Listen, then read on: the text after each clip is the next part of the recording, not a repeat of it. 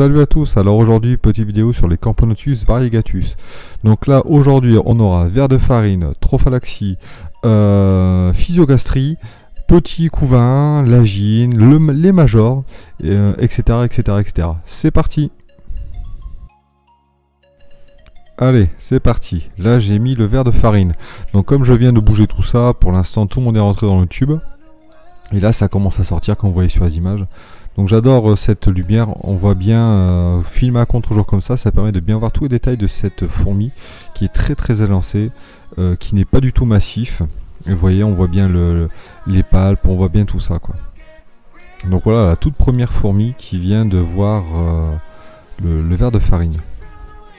Donc là j'ai mis un gros ver de farine, j'ai juste coupé la tête, c'est pour vous donner aussi une petite idée de la taille de ces ouvrières. Donc là c'est vraiment les premières ouvrières. Et là vous voyez bien l'importance de ces antennes, la grandeur de ces antennes. Alors c'est une fourmi qui est considérée comme charpentière, mais d'après tout ce qu'on peut y lire, en fait elle ne creuse pas le bois. Elle vit principalement dans les bois qui ont été soit qui ont pourri, ou après qui ont déjà été attaqués par d'autres fourmis charpentières ou d'autres des termites par exemple. Donc théoriquement dans une habitation, elles ne s'attaquent pas au bois. Par contre elles vont vivre dans tous les petits trous qu'il pourrait y avoir. Belle petite fourmi hawaïenne qui, comme j'ai déjà dit, je le répète parce que c'est toujours sympa à dire, qui provient à la base, c'est une migration de Camponotus d'Amérique du Nord et qui a migré vers l'Australie, et celles-là se sont arrêtées à Hawaï.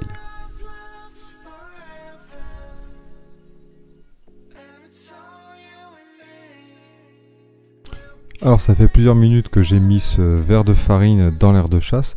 Là maintenant, comme vous voyez à l'image, les ouvrières l'ont trouvé et elles commencent à manger.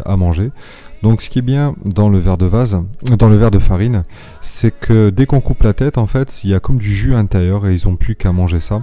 Ça évite de devoir décortiquer, tout ça, c'est plus sur les petites fondations. Adrien me l'avait dit et il avait raison, c'est beaucoup plus facile et ils mangent plus facilement, c'est plus rapide, c'est mieux. Et par contre, une chose qui est impressionnante, c'est les trophalaxies. Alors trophalaxie c'est quoi? C'est l'échange de nourriture dans le jabot social.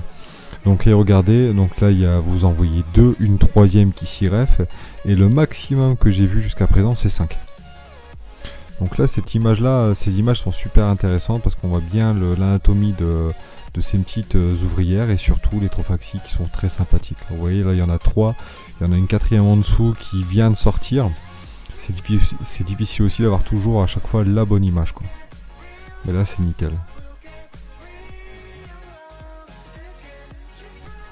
Alors on va voir un petit peu le comportement de cette gine qui est très calme aujourd'hui. Donc là maintenant il y a un gros paquet d'ouvrières qui sont en train d'attaquer ce ver de farine.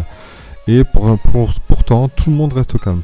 Donc je pense qu'il manque un peu d'hygrométrie dans le tube. Donc ça j'expliquerai un peu le pourquoi dans une autre vidéo. Mais là on peut voir quand même qu'il y a un gros groupement, on voit un major, on voit des œufs, on voit pas mal de choses. Là maintenant il commence à avoir un petit peu plus, là ça fait à peu près 20 minutes que le ver de farine a été donné. Et là maintenant il y a un peu plus d'activité, donc on voit que la gine bouge. On voit une ouvrière qui a été mangée.